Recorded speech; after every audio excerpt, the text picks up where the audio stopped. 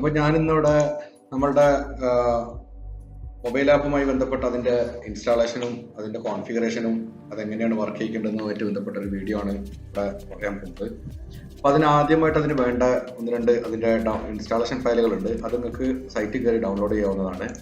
അപ്പോൾ അതിന് വേണ്ടിയിട്ട് നിങ്ങൾ എന്താ ചെയ്യേണ്ടത് വെച്ചാൽ നമ്മളുടെ ബ്രൗസറിൽ sales.dqtech.in എന്ന സൈറ്റിൽ കയറുക. അതിനുശേഷം നിങ്ങൾക്കൊരു ലോഗിൻ തന്നിട്ടുണ്ടാവും. ആ ലോഗിനിൽ നിങ്ങൾ കയറുകയാണെന്നുണ്ടെങ്കിൽ നിങ്ങൾക്ക് ഇവിടെ ആപ്സ് എന്ന് പറഞ്ഞൊരു ഓപ്ഷൻ കാണാൻ കിട്ടും. അതിൽ വർക്കിംഗ് ഫോൾഡർ എന്ന് പറഞ്ഞൊരു ഓപ്ഷൻ ഉണ്ട്. അതേപോലെ തന്നെ നമ്മൾ ഇപ്പോൾ നിലവിൽ 2 ആപ്പാണ് ഉണ്ടാക്കിയിട്ടുള്ളത്. ഒന്ന് ടാസ്കിൻ്റെ ലൈറ്റ് എന്ന് പറഞ്ഞ വെർഷനും പിന്നെ Magicpedia super scanner stock ടേക്കിങ്ങിന് ആവശ്യമായിട്ടുള്ള ഒരു ആപ്പും. അപ്പോൾ നമുക്ക് ഇതുമായി ബന്ധപ്പെട്ട ആവശ്യമായിട്ടുള്ള ഫയലുകൾ ഡൗൺലോഡ് ചെയ്യാൻ പറ്റും. അപ്പോൾ വർക്കിംഗ് ഫോൾഡർ രണ്ട് സംഭവത്തിന് കോമൺ ഫയലാണ്, ഫോൾഡറാണ്. അപ്പോൾ അതുകൊണ്ട് അത് നമ്മൾ ക്ലിക്ക് ചെയ്യുകയാണെന്നുണ്ടെങ്കിൽ അതിൻ്റെ ഡൗൺലോഡിംഗ് ലിങ്ക് നമുക്ക് കിട്ടും. ഡ്രോപ്ബോക്സ് വഴിയാണ് നമ്മളതിൻ്റെ ഡൗൺലോഡ് ലിങ്ക് കാര്യങ്ങൾ ഉണ്ടാക്കിയിട്ടുള്ളത്. അപ്പോൾ അത് വെച്ചിട്ട് നിങ്ങൾക്ക് ഡൗൺലോഡ് ചെയ്യാൻ പറ്റും. ഇതേപോലെ നമുക്ക് ഡിഫറെൻറ്റ് ഇതിന് ആപ്പിന് ഡിഫറെൻറ്റ് API ആണ്. അതേപോലെ തന്നെ ആൻഡ്രോയിഡിൻ്റെയും iOS-ൻ്റെയും നമ്മളുടെ API-കളും ഡിഫറെൻ്റ് ആണ്. അപ്പം നമ്മൾ ടാസ്ക് ലൈറ്റ് ആണ് ഇൻസ്റ്റാൾ ചെയ്യാൻ ഉദ്ദേശിക്കുന്നതെങ്കിൽ ടാസ്ക് ലൈറ്റിൻ്റെ API-യും ഈ പറഞ്ഞ പോലെ ഡൗൺലോഡ് ചെയ്യാം. അപ്പോൾ ഇത്രയും കാര്യങ്ങൾ ഡൗൺലോഡ് ചെയ്തതിന് ശേഷം നമ്മൾ ഇവിടെ സിസ്റ്റത്തിൽ വന്ന് നോക്കുകയാണെങ്കിൽ നമ്മുടെ ഡൗൺലോഡ്സിൽ നമ്മളുടെ DQ ഇതുമായി ബന്ധപ്പെട്ട ഫയലുകൾ കാര്യങ്ങളൊക്കെ ഉണ്ടാവും.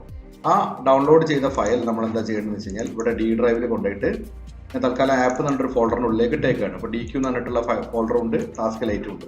ഈ DQ എന്ന് പറഞ്ഞ ഫോൾഡർ ഞാൻ നേരെ D ഡ്രൈവിലേക്ക് എക്സ്ട്രാക്ട് ചെയ്യുക ചെയ്തത്. അപ്പോൾ പരമാവധി നമ്മളുടെ ഫോൾഡർ എല്ലാവരും D ഡ്രൈവിൽ തന്നെ മെയിൻറ്റെയിൻ ചെയ്യുക. അതേപോലെ SQL Universe 16 നിർബന്ധമാണ്. അതേപോലെ തന്നെ 999 ആയിരിക്കണം ചിപ്പ് വാല്യൂ. അപ്പോൾ ഇത്രയും കാര്യങ്ങൾ നമ്മൾ ശ്രദ്ധിക്കേണ്ടതുണ്ട്.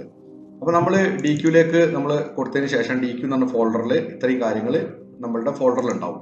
ഇതേപോലെ തന്നെ നമ്മളുടെ ടാസ്ക് ലൈറ്റ് എന്ന് പറഞ്ഞിട്ടുള്ള നമ്മളുടെ API ഫോൾഡർ ഉണ്ട്. ഈ API ഫോൾഡർ നേരെ DQ എന്ന് പറഞ്ഞ ഡ്രൈവിൻ്റെ ഉള്ളിലേക്ക് നമ്മൾ www എന്നൊരു ഫോൾഡർ കാണാം, അതിൻ്റെ ഉള്ളിലേക്ക് എക്സ്ട്രാക്ട് ചെയ്യുക. അപ്പോൾ ടാസ്ക് ലൈറ്റ് എന്ന് പറഞ്ഞിട്ടുള്ള ഫോൾഡർ ഇതിൻ്റെ ഉള്ളിലേക്ക് എന്ത് ചെയ്യും വരും. ഇതിനുള്ളിലാണ് ഇത് വർക്ക് ചെയ്യുന്നതിന് ആവശ്യമായിട്ടുള്ള എല്ലാ API-കളും കാര്യങ്ങളും വർക്ക് ചെയ്യുന്നത് ഇതിൻ്റെ ഉള്ളിൽ നിന്നാണ്.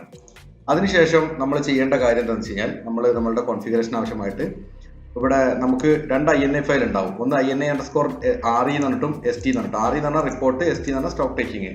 അപ്പോൾ റിപ്പോർട്ടിൻ്റെ INA ഓപ്പൺ ആക്കുക. അത് കഴിഞ്ഞിട്ട് നമ്മളിവിടെ DB എന്ന് പറഞ്ഞിട്ട് നമ്മളുടെ ഡാറ്റാബേസിൻ്റെ പേരെന്താണോ നമ്മൾ വെബ് സെർവറിലേക്ക് അപ്ലോഡ് ചെയ്യാൻ ഉദ്ദേശിക്കുന്ന അതിൻ്റെ DB-ൻ്റെ നെയിം കൊടുക്കുക. പിന്നെ ഇവിടെ ഒരു ക്ലയൻറ്റ് ID ഉണ്ട്.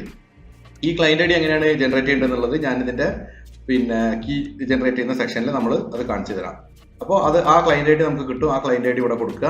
പിന്നെ നമ്മളിവിടെ ഇതിൻ്റെ എത്രയാണ് ഡെസിമൽ, അതായത് ഫോറിൻ കൺട്രിയിലൊക്കെ 3 ഡെസിമലൊക്കെ ഉള്ള കേസസ് ഉള്ളതുകൊണ്ട് അതിൻ്റെ ഡെസിമൽ ഇവിടെ കൊടുക്കുക. പിന്നെ ഫൈനാൻഷ്യൽ ഇയർ സ്റ്റാർട്ട് ചെയ്യുന്ന ഓപ്പണിംഗ് മന്ത് എന്താണ്. ഇപ്പോൾ ഗൾഫ് കൺട്രീസിലൊക്കെ ജനുവരി മുതലാണ് സ്റ്റാർട്ട് ആവുന്നത്, അതുകൊണ്ട് അത് ആ രീതിയിൽ കൊടുക്കുക. ഇത്രയും കാര്യങ്ങൾ നമ്മൾ നമ്മുടെ INA കൊടുത്തതിന് ശേഷം നമ്മൾ ആകെ പിന്നെ ചെയ്യേണ്ട കാര്യം എന്ന് വെച്ച് കഴിഞ്ഞാൽ നമ്മളിവിടെ നമ്മളുടെ വിൻഡോസിൻ്റെ ടാസ്ക് ഷെഡ്യൂളർ എന്ന് പറഞ്ഞിട്ടുള്ള ഒരു ആപ്ലിക്കേഷൻ ഉണ്ട്. ഈ ആപ്ലിക്കേഷൻ എടുക്കുക. ഈ ആപ്ലിക്കേഷനിലൂടെ ടാസ്ക് ഷെഡ്യൂളർ ക്ലിക്ക് ചെയ്യുക. അപ്പോൾ ഞാനിതിൽ ഓൾറെഡി ഒരു ഷെഡ്യൂളർ ക്രിയേറ്റ് ചെയ്തിട്ടുണ്ട്. അപ്പോൾ നമുക്ക് വേണമെങ്കിൽ പുതിയ ഷെഡ്യൂളറുകൾ കാര്യങ്ങൾ നമുക്ക് എന്ത് ചെയ്യാൻ പറ്റും, ക്രിയേറ്റ് ചെയ്യാൻ പറ്റും. അത് ക്രിയേറ്റ് ചെയ്യേണ്ടത് ഇവിടെ ക്രിയേറ്റ് ടാസ്ക് ക്ലിക്ക് ചെയ്യുക. അതിനുശേഷം നമുക്ക് ടാസ്കിൻ്റെ ഷെഡ്യൂളറിൻ്റെ പേര് കൊടുക്കുക. ഇപ്പോൾ ടാസ്ക് ആപ്പ് എന്നാണെങ്കിൽ ടാസ്ക് ആപ്പ് എന്ന് കൊടുക്കുക. അതിനുശേഷം ട്രിഗർ ക്ലിക്ക് ചെയ്തിട്ട് ന്യൂ ക്ലിക്ക് ചെയ്യാം. പിന്നെ നമ്മൾ ഇത് ഡെയിലി ആണോ ഇത് റൺ ചെയ്യേണ്ടത് വെച്ചാൽ ഡെയിലി കൊടുക്കുക. പിന്നെ റിപ്പീറ്റ് എവരി എത്ര മിനിറ്റ് കൂടുമ്പോൾ നമ്മളുടെ ഈ അപ്ഡേറ്റ്സ് വെബ് സെർവറിലേക്ക് പുഷ് ചെയ്യണമെന്ന് കൊടുക്കുക. അത് മിനിമം 30 മിനിറ്റ്സെങ്കിലും നമ്മൾ കൊടുക്കുക. അപ്പോൾ ഓരോ അരമണിക്കൂർ കൂടുമ്പോഴെങ്കിലും നമ്മളുടെ വെബ് സെർവറിലേക്ക് ഡാറ്റ പുഷ് ആവും. അത് കഴിഞ്ഞ് ഓക്കെ കൊടുത്തു. പിന്നെ ആക്ഷൻസ് എന്ന് ക്ലിക്ക് ചെയ്തിട്ട് നമ്മൾ എന്ത് ചെയ്യണമെന്ന് വെച്ച് കഴിഞ്ഞാൽ ഇവിടെ ന്യൂ ക്ലിക്ക് ചെയ്യുക. അതിനുശേഷം ബ്രൗസ് ക്ലിക്ക് ചെയ്തിട്ട് നമ്മളുടെ D ഡ്രൈവിലുള്ള നമ്മളെ വർക്കിംഗ് ഫോൾഡർ ഉണ്ട്. DQ എന്ന് പറഞ്ഞ വർക്കിംഗ് ഫോൾഡറിനുള്ളിൽ ഒരു DQ.batch എന്ന് പറഞ്ഞ ഫയൽ ഉണ്ട്. ആ ബാച്ച് ഫയൽ ഇവിടെ കാണിച്ചു കൊടുക്കുക, ഓക്കെ കൊടുക്കുക. ഇത്രയും കാര്യം കൊടുത്താൽ ഇനി സിസ്റ്റം കറക്റ്റ് അതിൻ്റെ ടൈം ആവുന്ന സമയത്ത് ഓട്ടോമാറ്റിക്കലി ഈ അരമണിക്കൂർ കൂടുമ്പോൾ നമ്മളുടെ വെബ് സെർവറിനുള്ള ഡാറ്റ നമ്മളെ ഇതിലേക്ക് പുഷ് ചെയ്യുന്നതായിരിക്കും. അപ്പോൾ ഇത്രയും കാര്യങ്ങളാണ് മെയിനായിട്ട് ഇതിൻ്റെ സൈഡിൽ നമ്മൾ ചിന്തിക്കേണ്ടത്. ഇനി ടാസ്കിൻ്റെ സൈഡിൽ ശ്രദ്ധിക്കേണ്ട ഒരു കാര്യം എന്ന് വെച്ച് കഴിഞ്ഞാൽ നമ്മളുടെ ടാസ്കിൻ്റെ സോഫ്റ്റ്വെയർ ഓപ്പൺ ആക്കിയതിന് ശേഷം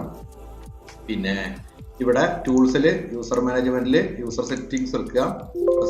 സെറ്റിംഗ്സിന് മുമ്പായിട്ട് അഡ്മിനിസ്ട്രേറ്ററിന്റെ സെറ്റിംഗ്സ് എടുക്കുക.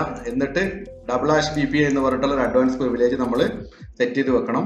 അത് പാസ്വേഡിന്റെ എൻക്രിപ്ഷനുമായിട്ട് ബന്ധപ്പെട്ട കാര്യത്തിന് വേണ്ടി ചെയ്തതാണ്.